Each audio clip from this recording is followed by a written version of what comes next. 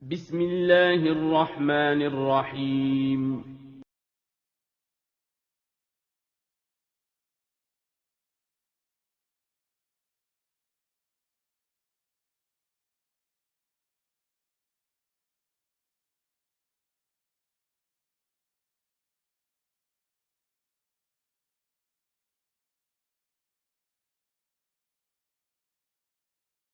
Bismillahirrahmanirrahim. Assalamualaikum warahmatullahi wabarakatuh. Ayo adik bertemu lagi dengan Ustadz di pelajaran sejarah Islam ini ya, Masya Allah. Semoga adik-adik di rumah sehat walafiat dan selalu dijaga oleh Allah Subhanahu wa Ta'ala. Nah, adik-adik, kita masuk ke pelajaran lagi yaitu sejarah Islam ya. Untuk hari ini kita akan mempelajari ke pelajaran kedua. Sebelum kita memasuki pelajaran, alangkah baiknya kita berdoa bersama-sama terlebih dahulu ya. Mari kita berdoa bersama-sama. Ustaz berdoa dan adik-adik juga di rumah saat mendengarkan video berdoa juga ya. Berdoa dimulai. Allahumma inni as'aluka ilman nafi'an wa rizqan tayyiban wa amalan mutaqabbalan. Nah, adik-adik, semoga apa yang kita pelajari hari ini akan bermanfaat di kemudian hari ya. Mari kita memasuki pelajaran kita yang kedua, yaitu hijrah ke Madinah. Nah, setelah kita mempelajari pelajaran kita yang kemarin di minggu lalu, pelajaran pertama yaitu Baitul Aqabah pertama dan kedua, dan hari ini kita akan mempelajari hijrah ke Madinah. Nah, sebelumnya kita mengulang sedikit. Di Baitul Aqabah, penduduk Yasrib atau disebut dengan penduduk Madinah waktu itu haji dan membaiat Rasulullah SAW untuk menerima ajaran Nabi. Dan setelah mereka pulang ke Madinah, ke Yasrib, mereka menyebarkan agama Islam. Dan alhamdulillah di Madinah agama Islam diterima dengan baik kepada masyarakat Madinah. Akan tetapi berbeda dengan masyarakat di Mekah. Di Mekah banyak sekali penghinaan, banyak sekali gangguan yang diterima oleh kaum muslimin dari kaum Quraisy, dari kaum kafir yang di Mekah. Mereka mengganggu orang-orang yang beriman kepada Nabi Muhammad SAW. Maka di sini Allah Subhanahu wa Ta'ala memerintahkan Nabi Muhammad SAW untuk hijrah ke Madinah. Nah, sekarang kita akan memasuki pelajaran kita. Sebelum memasuki, seperti biasa, kita lanjutkan ke pelajaran kita. Sebelum kita memasuki pelajaran, seperti biasa, ada yang dinamakan dengan kompetensi dasar. Apa saja kompetensi dasar dari hari ini? Yang pertama ada menceritakan cara kaum muslimin hijrah ke Madinah. Jadi, di pelajaran hari ini, insya Allah kita akan mempelajari bagaimana cara kaum muslimin hijrah ke Madinah. Bagaimana kaum muslimin proses dia masuk ke Madinah dan keluar dari Mekah ke Madinah. Yang kedua, yaitu menyebutkan para sahabat yang hijrah. Jadi, siapa saja sahabat-sahabat yang hijrah ke Madinah? Kita akan mempelajarinya di hari ini dan di pelajaran hari ini. Yang ketiga, ada menjelaskan reaksi kafir Quraisy terhadap hijrah kaum muslimin. Jadi, saat kaum muslimin berhijrah, apa sih? Bagaimana reaksi kaum kafir terhadap kaum muslimin? Apakah mereka bertambah marah, bertambah benci, atau sebaliknya? Nanti di pelajaran ini insya Allah kita akan mempelajarinya.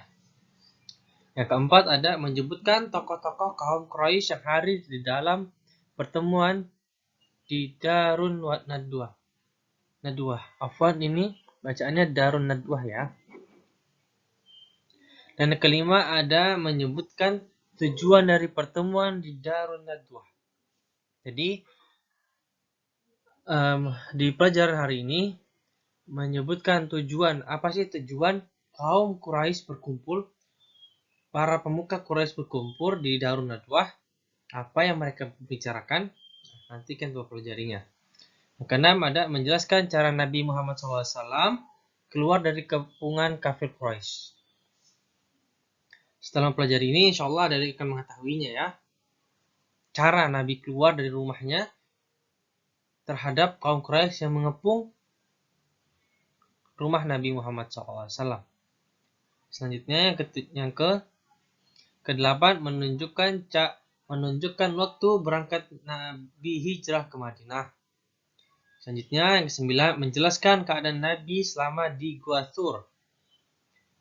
Dan di sini dijelaskan juga di pelajaran ini apa yang dilakukan Nabi di Gua Thur. Jadi setelah Nabi keluar dari rumahnya untuk hijrah ke Madinah,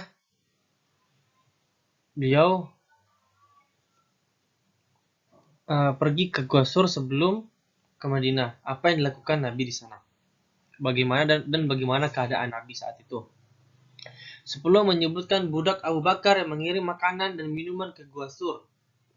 Yang ke-11 menyebutkan hadiah yang ditawarkan kafir Quraisy jika dapat membunuh Nabi. Yang ke-12 menjelaskan sambutan penduduk Yathrib saat kedatangan Nabi Muhammad SAW. Dan sedikit Ustadz memberitahukan bahwasanya hari ini kita akan mempelajari setengah dari pelajaran bab 2 ini ya, pelajaran kedua ini ya. Dan insya Allah kita akan lanjutkan di minggu depan. Jadi di pelajaran kedua ini kita bagi menjadi 2. Jadi 2 kali pertemuan. Selanjutnya kita memasuki pelajaran kita yang pertama, kaum muslimin berbondong-bondong hijrah ke Madinah. Setelah Islam tersebar di Madinah dan kaum Ansar membaiat Rasulullah SAW, beliau Nabi Muhammad memerintahkan kaum muslimin yang berada di Mekah untuk hijrah ke Madinah untuk menghindari siksaan dari orang-orang Quraisy dan menjaga agama Islam. Mereka bergabung dengan kaum muslimin dari kaum Ansar di Madinah dan mereka yang berhijrah dinamakan dengan kaum Muhajirin. Jadi kaum atau orang-orang Muslim yang di Mekah dan hijrah ke Madinah disebut juga dengan kaum Muhajirin. Kaum Muhajirin melakukan hijrah dengan cara sembunyi-sembunyi karena takut diketahui orang-orang kafir Quraisy. Mereka tetap berhijrah meskipun melalui rintangan dan siksaan, sedangkan kaum muslimin yang masih berada di Habasyah, mereka segera berhijrah menuju Madinah. Sahabat Nabi SAW yang pertama kali berhijrah yaitu Abu Salamah. Jadi Abu Salamah adalah sahabat Nabi yang pertama kali hijrah ke Madinah. Bahkan Abu Salamah ini hijrah ke Madinah sebelum adanya Bai'at Aqobah. Orang yang pertama kali hijrah dari Mekah ke Madinah yaitu Abu Salamah. Ketika ia baru saja kembali ke Mekah dari Habasyah, karena orang-orang Quraisy terus menekannya dan ia telah mendengar kaum Ansor telah banyak yang masuk Islam, ia pun segera menuju Madinah.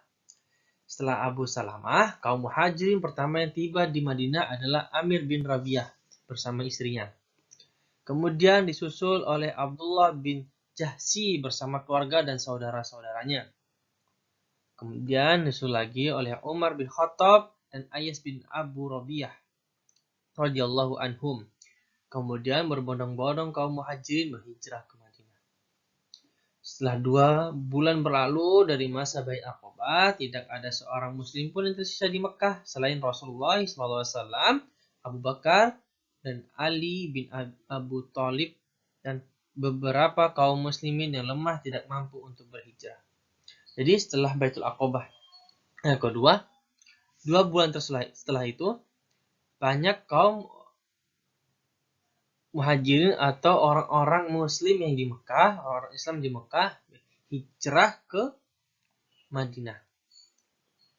Tapi setelah orang-orang Muslim ini ada yang menetap di Mekah, seperti Rasulullah, Abu Bakar, Ali, dan beberapa kaum muslimin yang tidak mampu untuk hijrah. Mungkin sudah tua, karena hijrah zaman dulu itu hanya berjalan kaki atau menaiki unta. Adapun Ali bin Abi Thalib tetap tinggal di Mekah karena ia diberikan tugas oleh Rasulullah SAW untuk mengembalikan barang-barang orang Quraisy yang dititipkan kepada beliau untuk dikembalikan kepada para pemiliknya. Kita mengetahui ya, bahwasanya Rasulullah SAW dijulukan Al-Amin, yaitu amanah. Di banyak orang-orang Quraisy dulu itu menitipkan barang-barangnya kepada Rasulullah karena mereka tahu Rasulullah itu orangnya adalah amanah dan jujur. Nah, sebelum Rasulullah berhijrah, Rasulullah memerintahkan kepada Ali untuk mengembalikan barang-barang orang yang telah menitipkan barangnya kepada Rasulullah. Nah, di sini kaum muslimin yang hijrah ke Madinah disebut kaum muhajirin. Jadi diingat adik-adik ya, sebutan kaum Muslim yang berhijrah ke Madinah disebut dengan kaum muhajirin. Dan sahabat Nabi yang pertama kali hijrah ke Madinah yaitu Abu Salamah.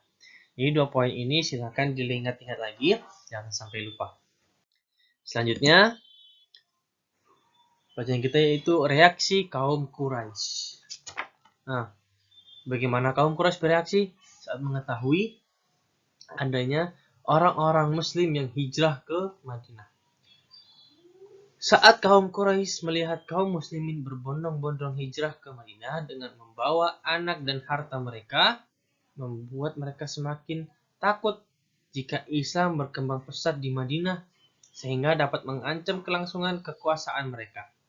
Oleh karena itu, mereka membahas cara paling efektif guna menghadang bahaya tersebut. Jadi, saat kaum Quraisy ini mengetahui bahwasanya orang Islam hijrah ke Madinah, maka mereka takut. Takut dengan apa? Takut bahwasanya Islam di Madinah menyebar luas. Jadi orang bisa saja mereka berpikiran nanti kaum muslimin ini yang berkembang di Madinah bisa menyerang mereka yang di Mekah. Jadi mereka berpikir bagaimana caranya mereka melenyapkan agama ajaran Islam. Selanjutnya, pertemuan di Darun Nadwah. Nah, di sini mereka menyusun rencana. Di Darun Nadwah ini mereka, orang-orang Quraisy menyusun rencana bagaimana bisa menghilangkan agama yang dibawa oleh Nabi Muhammad SAW. Pada tahun ke-14 kenabian, pemuka Quraisy Mekah mengadakan pertemuan di Darun Nadwah. Jadi, kafilah-kafilah pemuka-pemuka kaum di Mekah berkumpul di Darun Nadwah. Siapa saja? Yaitu ada Abu Jahal bin Hisham, ada Jubair bin Mut'im, ada Abu Sufyan bin Harb, dan ada Umayyah bin Khalaf. Ini mereka adalah pemuka-pemuka dari kafilah-kafilah yang ada di Mekah. Setelah melalui perbincangan yang panjang, akhirnya dibuat sebuah keputusan yang sangat keji, yaitu setiap kabilah mengirim seorang pemuda yang gagah, bernasab baik, bersatu untuk membunuh Nabi Muhammad SAW secara serentak. Dengan begitu, Bani Hashim, yaitu kabilah dari Nabi Muhammad SAW, dapat menuntut balas kepada mereka karena yang membunuh adalah seluruh kabilah di Mekah. Jadi ini rencana mereka, yaitu membunuh Nabi dengan cara mengumpulkan para pemuda-pemuda yang gagah berani, yang nasabnya bagus, untuk membunuh Nabi Muhammad SAW agar terputus yang dinamakan dengan agama Islam. Ini lihat bagaimana cara mereka yang sangat keji untuk memutuskan ajaran Nabi Muhammad SAW. Di sini kita mengetahui Pertemuan di Darun Nadwa terjadi pada tahun ke-14 dari kenabian. Ingat ya adik, di tahun ke-14 kenabian, pertemuan Darun Nadwa diadakan. Dan siapa saja pemuka kaum Quraisy, yaitu Abu Jahal bin Hisham, Jubair bin Mut'im, Abu Sufyan bin Harb, dan Umayyah bin Khalaf. Silakan 2 poin ini diingat-ingat kembali agar tidak lupa ya. Kita lanjutkan ajarannya. Ada Nabi keluar dari kepungan kafir Quraisy. Nah, di sini tatkala keputusan untuk membunuh Nabi SAW, maka turunlah malaikat Jibril untuk memberitahukan kepada Nabi Muhammad SAW tentang persekongkolan kafir Quraisy tersebut. Jadi, saat kafir Quraisy menyusun rencana untuk membunuh Nabi Muhammad, Allah Ta'ala memutuskan Jibril untuk menyampaikan kepada Nabi Muhammad bahwasanya kafir Quraisy telah menyiapkan untuk membunuh dirinya. Maka Rasulullah SAW berangkat menuju rumah Abu Bakar, memintanya untuk menemani beliau hijrah ke Madinah, serta menyusun strategi untuk dapat sampai ke sana.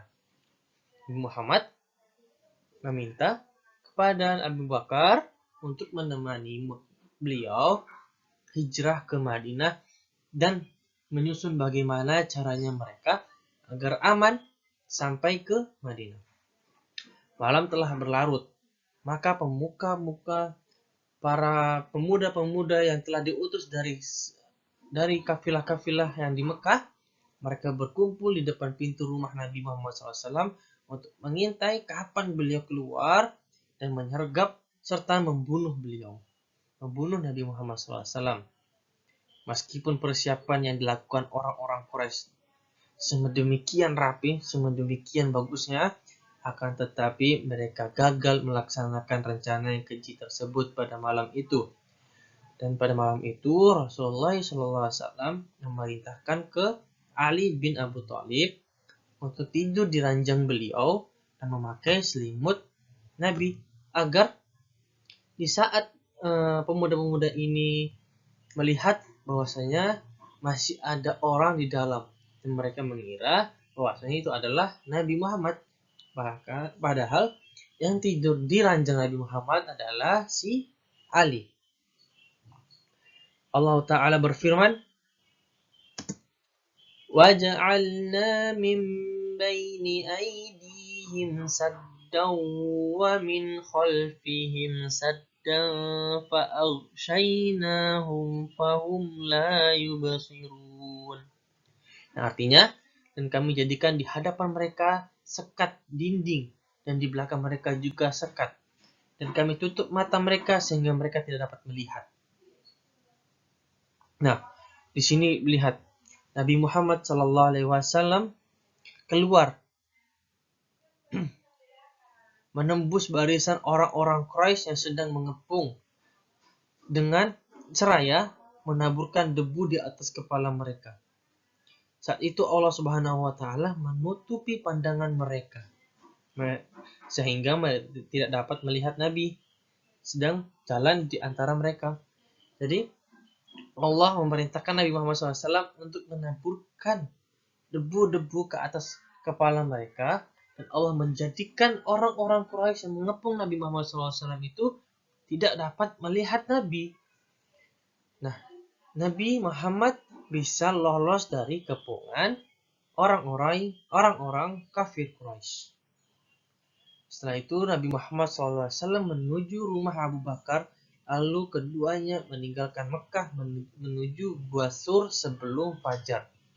Jadi sebelum mereka langsung ke Madinah, mereka menuju Gua Sur terlebih dahulu sampai sebelum fajar menyingsing atau datangnya fajar. Gua Sur terletak di sebuah bukit yang menanjak, terjal, sulit didaki dan banyak bebatuan, sehingga mengakibatkan kaki Rasulullah SAW itu lecet. Sementara itu para pemuka Quraisy yang mengepung rumah Rasulullah masih tetap menunggu hingga pagi menjelang. Mereka kemudian mendapatkan Ali bin Abi Thalib yang tidur di ranjang beliau. Setelah Satu malam mereka menunggu Nabi Muhammad. Setelah fajar mereka melihat membuka selimut yang ada pada Ali. Mereka buka, yang ditemukan oleh mereka bukanlah Nabi Muhammad, melainkan Ali. Jadi rencana mereka gagal. Nah, cukup ya. Kita cukupkan dulu pelajaran kita hari ini sampai di sini. Insya Allah di minggu depan kita akan lanjutkan lagi pelajaran di bab kedua atau pelajaran kedua ini, hijrah ke Madinah. Sebelum kita menyelesaikan pelajaran, di sini Ustaz akan memberikan tugas apa saja, yaitu yang pertama, ya, jawablah pertanyaan-pertanyaan di bawah ini. Ustaz telah memberikan pertanyaan-pertanyaan, nanti silakan adik-adik menjawabnya di buku ya. Nah, yang pertama, apa sebutan bagi kaum muslimin yang pergi hijrah ke Madinah? Yang kedua, siapa sahabat Nabi yang pertama kali hijrah ke Madinah? Yang ketiga, siapa saja pemuka Quraisy yang hadir di pertemuan Darun Nadwah? Yang keempat, siapa yang tidur di kasur Rasulullah saat kafir Quraisy mengepung rumah Nabi? Yang terakhir, yang kelima, jelaskan secara singkat reaksi saat kaum Quraisy mengetahui kaum muslimin hijrah ke Madinah. Jadi silakan, ini semuanya sudah Ustaz bahas pelajaran kita hari ini. Silakan adik-adik menjawabnya di buku tulis dan dikirimkan ke Telegram Ustaz ya, seperti biasa. Alhamdulillah pelajaran kita hari ini telah selesai. Alangkah baiknya kita menutup pelajaran hari ini dengan doa kafaratul majelis. Subhanakallahumma wa bihamdika asyhadu an la ilaha illa anta astaghfiruka wa atubu ilaik. Syukran. Assalamualaikum warahmatullahi wabarakatuh.